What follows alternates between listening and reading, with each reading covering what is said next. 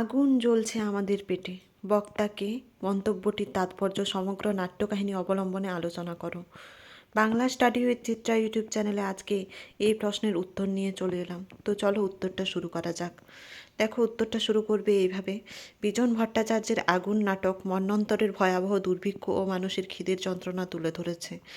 আগুন জ্বলছে আমাদের পেটে, এই উক্তিটি শুধু একটি সংলাপ নয়, সমগ্র নাটকের মূল ভাবকে প্রকাশ করে। দেখো, এরপর 1 নম্বর পয়েন্ট করবে উক্তির প্রেক্ষাপট ও বক্তা। নাটকের পঞ্চম দৃশ্যে রেশনের দোকানের লাইনে দাঁড়ান এক আগন্তুক যুবক এই মন্তব্যটি করে। দীর্ঘক্ষণ লাইনে দাঁড়িয়েও যখন চাল পাওয়ার নিশ্চয়তা নেই, তখন ক্ষুধার তীব্র যন্ত্রণা থেকে তার মুখে বেরিয়ে আসে, আগুন জ্বলছে আমাদের পেটে। দেখো, এরপর 2 নম্বর পয়েন্ট করবে খিদের যন্ত্রণা। প্রথম দৃশ্যে নেত্তর মা আনাজ বিক্রি করে চাল আনতে যায়। দ্বিতীয় দৃশ্যে কৃষাণের উদ্বেগ। তৃতীয় দৃশ্যে সতীশের বাড়িতে অন্ন সংকট। চতুর্থ দৃশ্যে হরে কৃষ্ণবাবুর আক্ষেপ, চা নেই, চিনি নেই, চাল নেই। সব মিলিয়ে খিদের আগুন সর্বত্র জ্বলছে।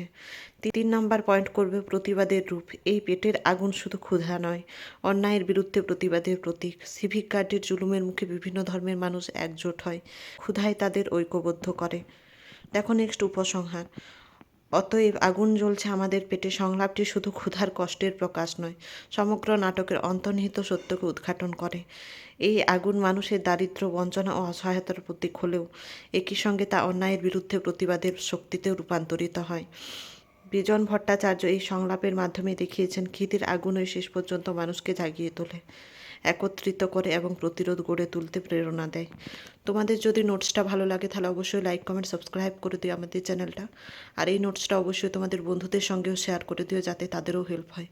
এবং এর পরবর্তীতে তোমাদের আর কি নোটস লাগবে সেটা আমাকে কমেন্ট করে জানিয়ে দিও। তো এর পরবর্তীতে দেখা হচ্ছে নতুন আর একটা নোটসের ভিডিও নিয়ে। ততক্ষণের জন্য সঙ্গে থেকো, পাশে থেকো। ধন্যবাদ।